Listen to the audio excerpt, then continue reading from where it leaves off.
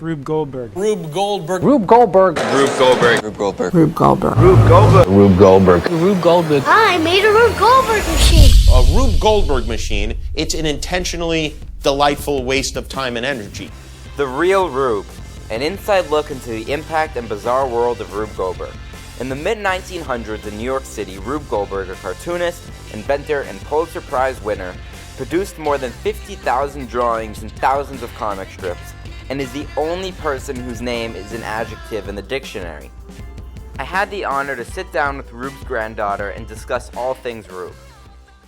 Hi, I'm Jennifer George. I am Rube Goldberg's granddaughter, and today I run pretty much all things Rube Goldberg. He captured the imagination of the American public at a time when automation and invention was everywhere. And he said they're really not machines, they're really satirical representations of progressive nothing. A Rube Goldberg machine is a complicated contraption to perform a simple task. Today, many of our machines make life more complicated, and Rube is more relevant than ever. The 20th century saw a lot of changes. So I think he was poking fun at the entire thing. The Industrial Revolution and the advancements in technology heavily influenced Rube Goldberg's work. As machines became more complex and people sought simple solutions to everyday problems, Goldberg was inspired to create his invention cartoons of machines that performed simple tasks in a complicated way. Additionally, Goldberg lived through the Great Depression, which inspired his search for humor in his machines.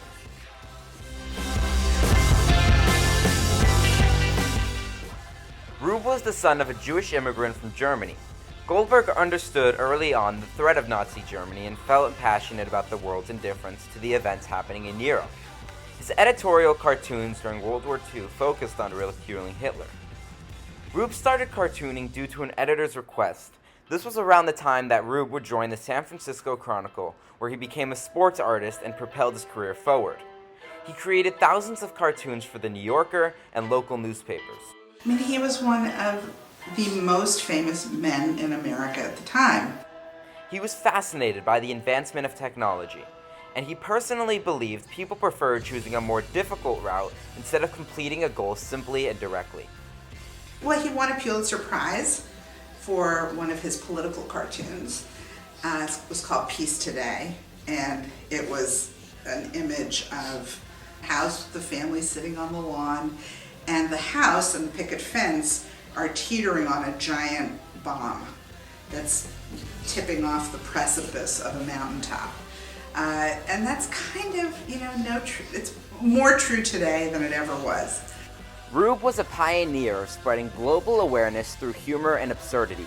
He used his platform to spread attention to urgent matters of the time. And today, when somebody wins the Oscars of cartooning, it is called the Reuben Award. Sadly, Rube died in 1970, but his legacy still lives on today.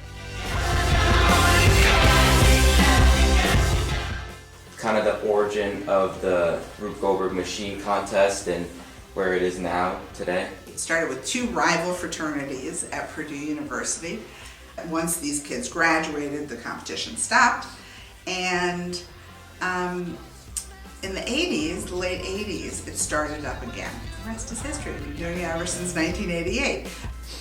He's only more relevant than ever because of you. The kids all across the country and around the world are building Rube Goldberg machines. Today, Rube Goldberg is a hashtag, and there's over 500 million posts for hashtag Rube Goldberg on TikTok today, and that number goes up weekly. Yeah. Whenever a great Rube Goldberg machine shows up in a movie, in an ad, on a commercial, or a music video or a TV show, we hear about it. So every year there's one that just breaks through. I build Rube Goldberg machines. Oh, no kidding. I love them. That's very cool. You actually know what it is. I'm pretty surprised. Absolutely. Goldberg's machines have left a lasting impact on pop culture and entertainment. It is used in all forms of media and even in the popular video game Minecraft, proving his relevance today. Kids study Rube Goldberg as part of curriculum in 4th grade when they study simple machines. So it's interesting because there's STEM, which stands for science, technology, engineering, and math, is really front and center in education today. And that, we talk about Rube as being the grandfather of STEM. Before the acronym existed, he was doing it. Rube wanted his machines to educate youth on cause and effect and teach them critical thinking skills. Today, schools use his machines to teach engineering and physics and help students think outside the box and find unconventional solutions to problems. And if you look at some of his cartoons, those machines exist today and didn't when he was drawing and observing. So the automatic garage door opener, for example, or the portable movie camera, or the automatic dishwasher. Well, I've been called the father of automation. And the farther removed we are from the way our technology works, the more we long for something simpler and like, oh, that hit that, and that knocked that over, and da-da-da. And suddenly, you start to, it's comforting. Can't wait to see what you come up with. I had the research I needed, but I still wanted to learn about Rube firsthand. So I asked myself one question. Is Rube Goldberg still relevant today? Well, I wanted to find out. I packed my bags, got in the car, and headed over to the first ever live annual Rubathon here in San Bernardino. I asked myself, is Rube Goldberg still have an impact? Is his legacy living on through education, through these teenagers? Let's find out. Rube Goldberg still has an impact today on little kids through pulleys and levers and learning about cause and effect. These kids are still having fun. Are you having fun? Yes. They're having fun. So it's having a great time here, just ruined their home machine, and we're gonna go look at the older kids to see how they're doing. Rube started his career by creating cartoons that commented on the Industrial Revolution, the hot topic at the time. Although he never built those machines, they were only seen in his cartoons, kids these days are building those machines on the new relevant topic of the times. Lunchables, a relevant brand that's creating these overcomplicated snacks that you put together. Through these complex machines and that create a simple task, we're seeing how a Rube Goldberg machine can build a lunchable. The Rube Goldberg Machine Contest is allowing a new generation to express their creativity nationwide and learn about teamwork, competition, and the importance of perseverance and determination. The skills learned while making a Rube Goldberg project are incredible, and this is really what employers are looking for. They're looking for that creativity, the problems, and for jobs that actually don't exist yet, and that's why this is so perfect. How do you think that Rube Goldberg's kind of important to education right now? Education and engineering. It's especially important if you think of just finding ways to solve problems that are presented to you in front of you now and here. Because it's like, you get to experiment with different tactics and see like what works and what doesn't. Right.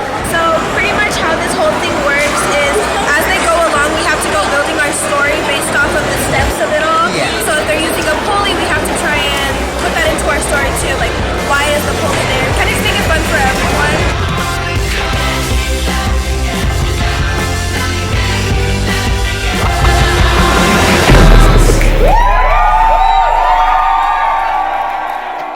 Yes, sir. Long, long after you and I have departed from this earthly scene, this machine of mine will be working on and on and on and on and on and on.